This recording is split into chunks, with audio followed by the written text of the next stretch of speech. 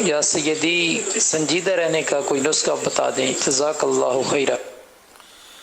ہاں، موت کی یاد اگر رچ بس جائے تو بندہ چپ خود ہی سنجیدہ ہو جائے گا۔ موت کی یاد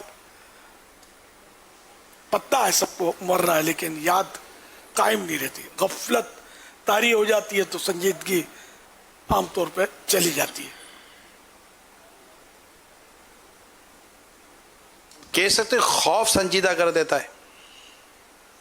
خوف خدا اگر صحیح معنوں میں تو سنجیدگی اس میں بھی آئے گی ظاہر۔ کیونکہ دنیاوی طور پر اگر ہم دیکھتے ہیں تو ایک شخص کو اگر کوئی خوف لگ جائے، ڈر لگ جائے، تو پھر وہ جب تک کہ وہ کیفیت ڈر کی اس کے سامنے رہتی ہے تو اس کو وہ ہنسنے کا بولنے کا اتنا دل نہیں کرتا، وہ اسی خیال میں شاید ڈوبا رہتا ہے۔